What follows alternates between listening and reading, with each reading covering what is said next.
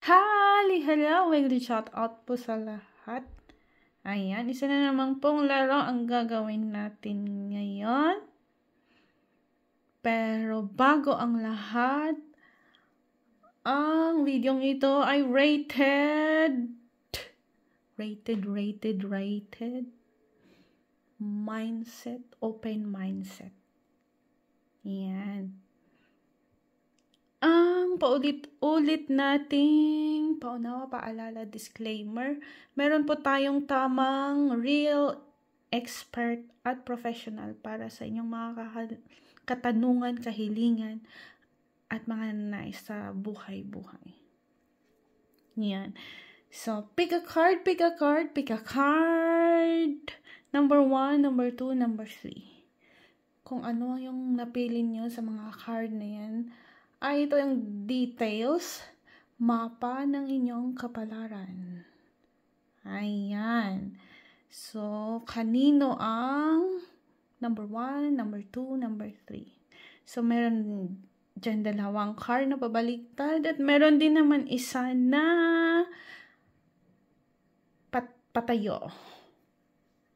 So, tingnan natin kung ano ang sabi ni Tarot para sa inyong buhay. Ayan. Susundan natin ang details at mapa ng inyong kapalaran. So, card number 1 ay ang Justice. Yan. Ito yun ang Justice. The Justice. Nababaliktad.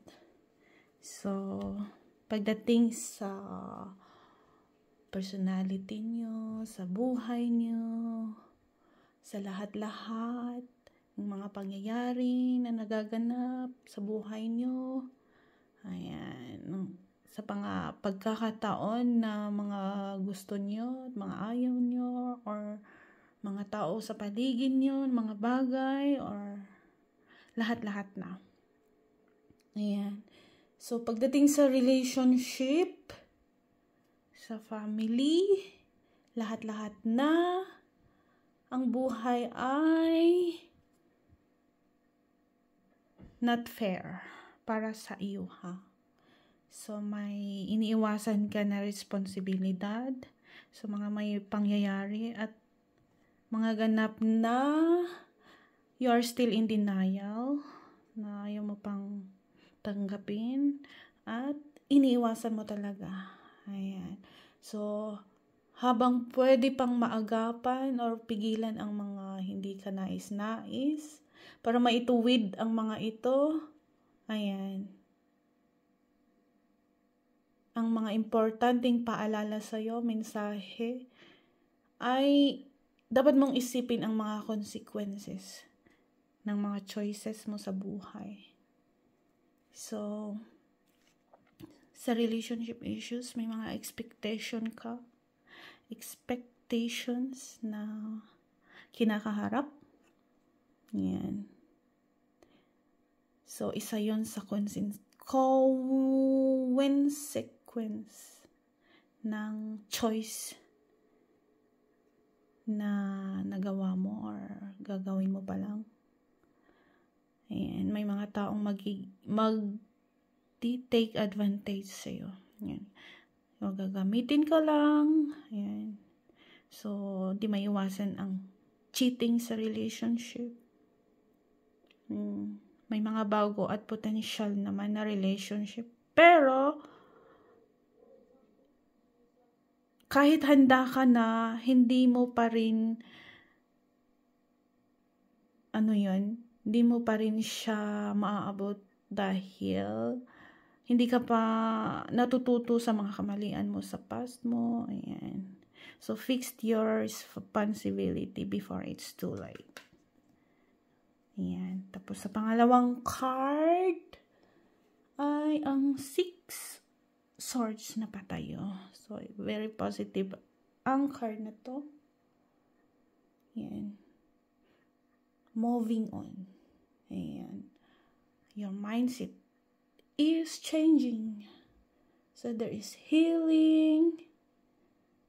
Kaya lang wag mong tingnan at balikan, bilangin ang mga nawala sa'yo. Yan, ano man yan, bagay man yan, relationship, na mga negatibo. Yan, wag mo siyang balik-balikan. Wag mong bilangin, wag mong tingnan. Ayan. There's a brighter life after the hardships. Ayan. Gagaan ang buhay mo. Habang may buhay, may pag-asa, sabi nga nila. So, very promising at calm future ang mapapasayo. Yan. Meron success. Maraming achievements. Yan. Ayan ang mapa ng iyong buhay. So, very rewarding experience. Ang purpose ng buhay mo kasi madiskarte ka sa buhay. Ang sana all madiskarte. Yan ang puhunan mo. So, pagdating din dito sa pangatlong card, kanino ito? Yan, pabaliktad siya. So, unfortunately, medyo hindi siya kagandahan.